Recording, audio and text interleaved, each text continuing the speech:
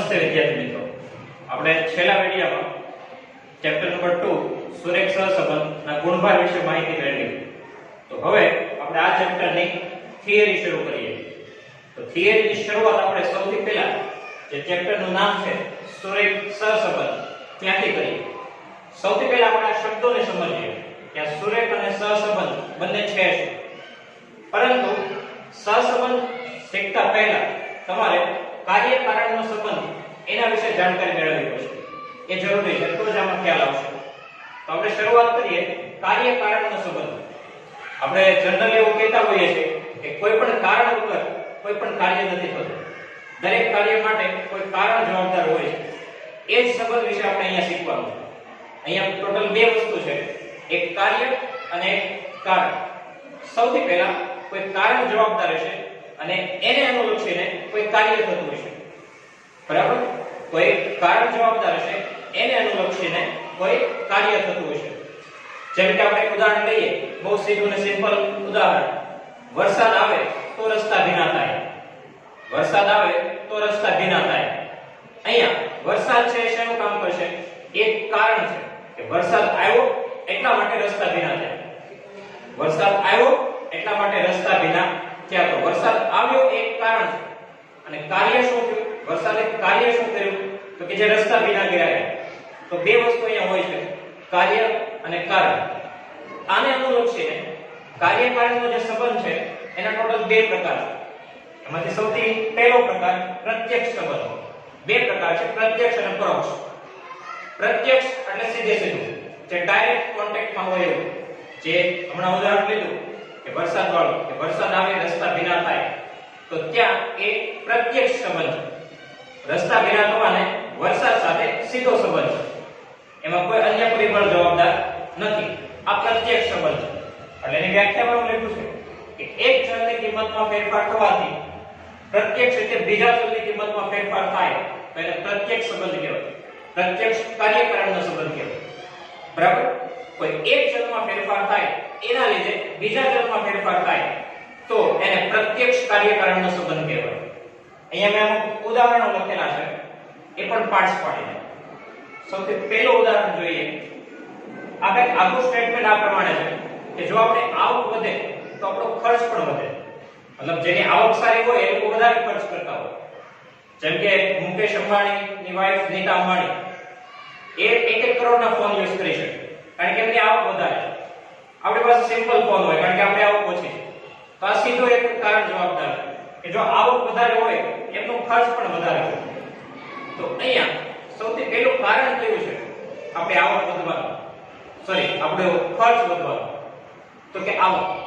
તો એ આવક વધે એ આપણું કારણ છે. કારણ આવક વધે એના લીધે શું થાય છે કાર્ય? તો કે આપણો ખર્ચ વધે છે. આપણે વધારે ખર્ચ કરવા માટે સક્ષમ બનીએ છીએ. તો આ એક ઉદાહરણ. આવું જ બીજું એક ઉદાહરણ લઈએ. જેમણે એક લીધું તો એ કે વરસાદ આવે તો ઉત્પાદન વધે. આપણે ખેડૂતો માટે વિચારીએ તો ઘણા બધા એવા પાક છે જે વરસાદ ઉપર આધારિત હોય. તો વરસાદ આવે તેથી પાણીની આવક થાય અને ઉત્પાદન સારું થાય. તો અહીંયા વરસાદ આવે એ કારણ સ્વરૂપ છે અને કાર્ય શું થાય એનાથી? તો ઉત્પાદન વધે. અહીંયા આપણે આંકડાશાસ્ત્રમાં આ બધી વસ્તુ આંકડાકીય રીતે શીખવાના છે. એટલે આ જે પણ કાર્ય અને કારણ છે એને આપણે એક ચલ આપવાના છીએ, ચલ x અને ચલ y. એ આપણે આગળ શીખીશું. તો આ હતો પ્રત્યક્ષ સંબંધ. હવે બીજા પ્રકાર તરફ જઈએ, એ છે પરોક્ષ સંબંધ. કાર્યકારણનો સંબંધ જે છે એનો બીજો પ્રકાર પ્રત્યક્ષ સંબંધ. પ્રત્યક્ષમાં શું થશે કે જે પણ કારણ જવાબદાર છે એ સીધે સીધું કાર્ય સાથે નહીં જોડાયેલું હોય, અથવા તો બે એવા કાર્ય હશે જેમાં વધઘટ તો થતી હશે પણ એ કોઈ ત્રીજા પરિબળ સાથે રિલેટેડ હશે, સંકળાયેલ હશે. બરાબર? એટલે આની વ્યાખ્યામાં કંઈક એવું છે કે બે ચલની કિંમતમાં કોઈ ત્રીજા કારણથી ફેરફાર થાય તો તેને પરોક્ષ સંબંધ કહેવાય. મતલબ બે ચલ, બે આપણી પાસે એવી વસ્તુઓ હોય કે જેમાં ફેરફાર થતા હોય, પરંતુ આનું જે કારણ છે એ એકબીજા ઉપર આધારિત ન હોય પરંતુ કોઈ ત્રીજા પરિબળ ઉપર આધારિત હોય, તો એ છે પરોક્ષ સંબંધ. અહીંયા એક ઉદાહરણ મેં લખેલું છે. પહેલા તો તમને બે વસ્તુ કહું કઈ કઈ છે. રેનકોટનું વેચાણ વધે અથવા તો છત્રીનું વેચાણ વધે. સાથે બીજી વસ્તુ કે જે આપણે વરસાદમાં પગરખા પહેરતા હોઈએ એમનું ખરીદવાનું પ્રમાણ વધે અથવા તો વેચાણ વધે. હવે અહીંયા બે વસ્તુ છે, છત્રીનું વેચાણ વધે, પગરખાનું વેચાણ વધે, પરંતુ બંને એકબીજા સાથે સંકળાયેલા નથી.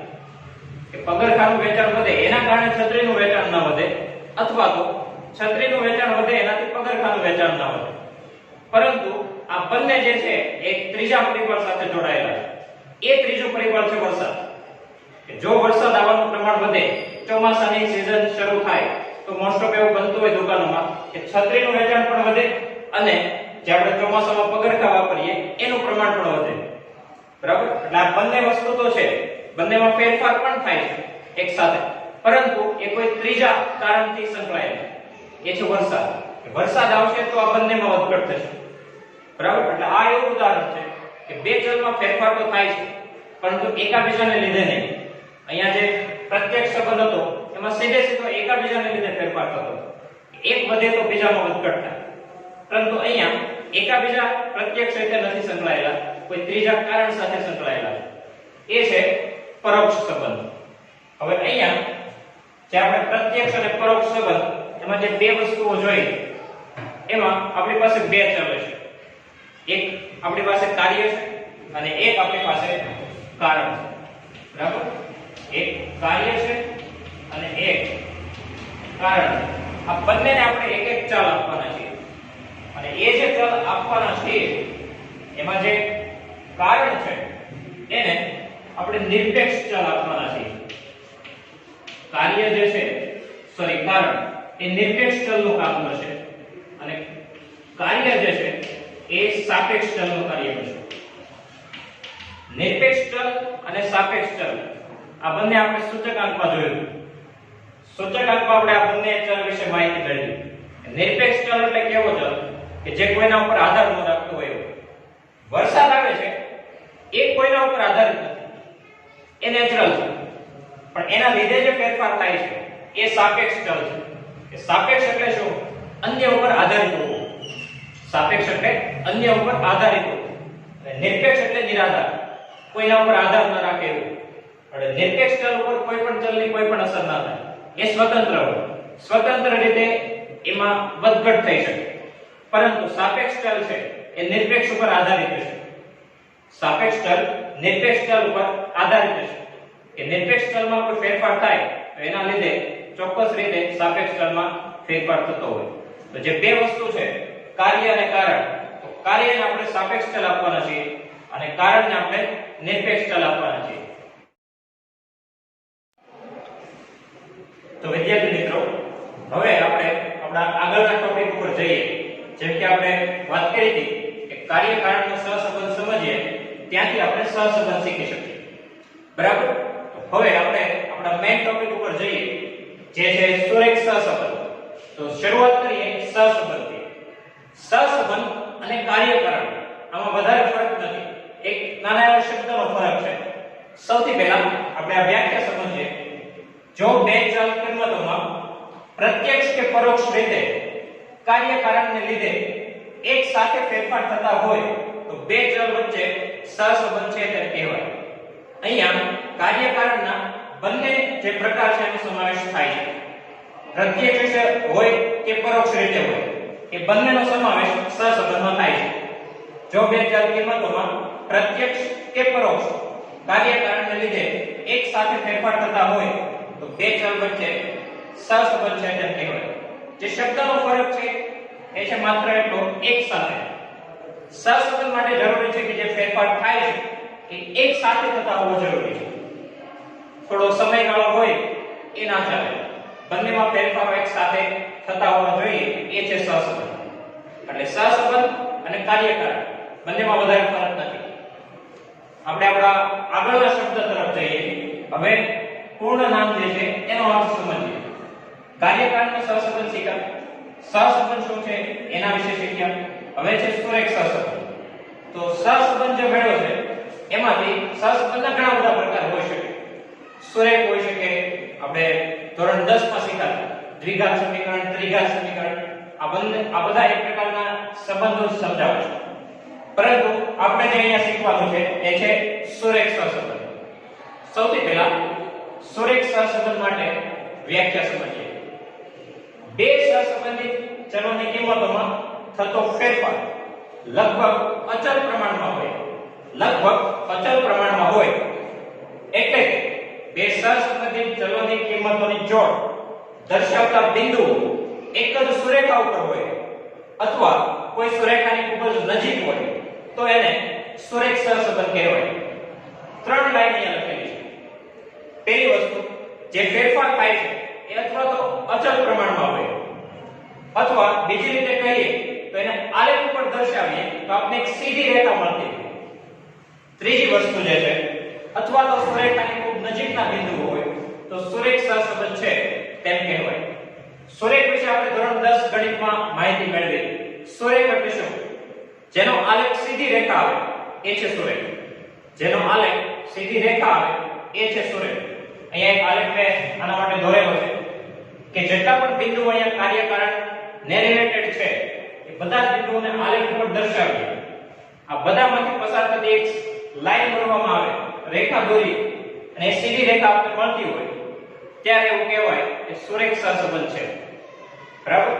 સુરેખ સહસંબંધ ત્યારે જ હોય જ્યારે બે ચલની કિંમતોમાં જે ફેરફાર થાય એ અચળ પ્રમાણમાં હોય કે દરેક વખતે જે ફેરફાર થતો હોય એના માટે આપણે એક ચોક્કસ રિલેશન મેળવી શકતા હોઈએ ત્યારે એને સુરેખ સહસંબંધ કહેવાય.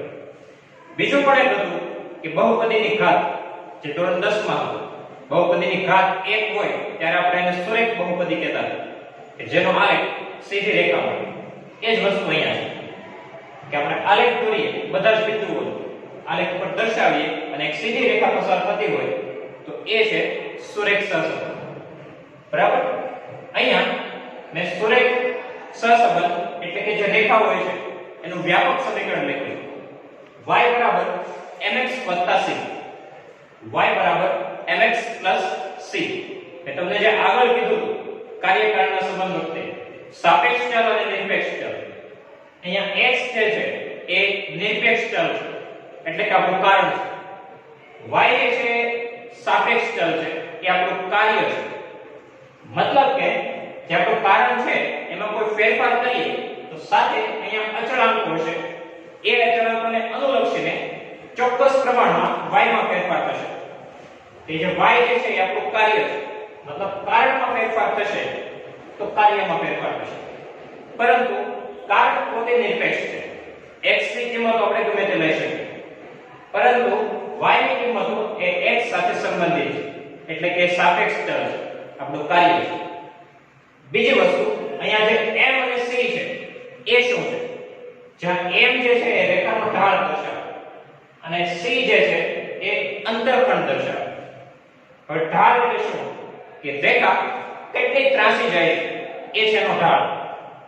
સીધા ગાણિતિક ભાષામાં એવી વ્યાખ્યા છે કે જે x અક્ષ હોય, મતલબ કે જે હોરિઝોન્ટલ લાઈન હોય એની સાથે આપણી રેખા જે ખૂણો બનાવતી હોય એ હોય થીટા, તો આ રેખાનો ઢાળ જે છે એ tan થીટા થી દર્શાવવામાં આવે. આપણે ધોરણ 10 ત્રિકોણમિતિ ચેપ્ટરમાં sin cos tan cosec sec cot આ વિશે શીખ્યા. એમાંથી એક તો tan theta, full form tangent. તો એ tan થીટા નો ઉપયોગ કરીએ તો આપણે ઢાળ મેળવી શકીએ. આ ગાણિતિક ભાષામાં ઢાળની વ્યાખ્યા છે. આપણે રીતે આપણે કહીએ તો રેખા કેટલી ત્રાસી જાય છે અથવા તો x અક્ષની સાપેક્ષમાં કેટલી ઉપર છે એ છે એનો ઢાળ. બીજી વસ્તુ, અંતરખંડ. અંતરખંડ એટલે શું?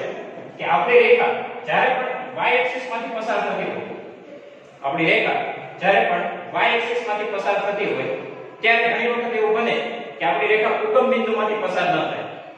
ઉગમ બિંદુ આપણે ખ્યાલ હોય કે અહીંયા 0 0 કે જ્યાં x એક્સિસ અને y એક્સિસ ભેગા થાય છે.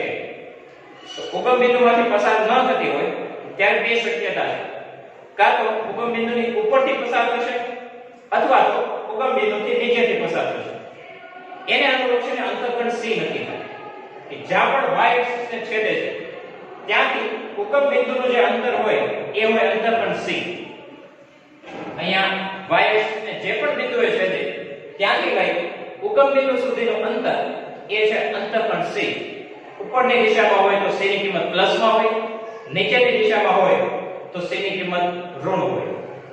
આ જે વસ્તુ છે આલેખ, અહીંયા તમે જેટલી પણ વસ્તુઓ શીખો એ ઓછી પડે, કારણ કે ગણિતની ભાષામાં આલેખ જે છે એ ખૂબ જ મોટો ટોપિક છે. એની અંદર જેટલું શીખતા જાઓ એટલું જ એમાં ઘટે. પરંતુ આપણે જે આપણો આલેખ છે એ અત્યારે સુરેખ સહસંબંધ કોમર્સ પૂરતું મર્યાદિત રાખીએ, કારણ કે આ ઢાળ, એના વિશે વિસ્તૃત માહિતી, એના સૂત્ર એ બધું 11 સાયન્સમાં હોય છે. એટલે આપણે આલેખને સુરેખ સહસંબંધ પૂરતું સીમિત રાખીએ. અહીંયા જે આપણે m અને c વાપર્યા છે એ જ્યારે આપણે સહસંબંધના સૂત્ર લખશું ત્યારે m ની જગ્યાએ b નો ઉપયોગ કરીશું અને અહીંયા a નો ઉપયોગ કરીશું. y બરાબર a + bx આવું લખીશું. મતલબ m અને c એ જોતા તો અચળાંક છે, કોઈ ફિક્સ રેખા માટે m અને c ની કિંમતો સરખી હોય. એટલા માટે આ અચળાંકો છે, એ અચળાંકોને આપણે a અને b થી દર્શાવવાના છે. એટલે એ આપણું છે સુરેખ સમીકરણ, કારણ કે અહીંયા જે ભાગ છે એ સુરેખ સહસંબંધી છે.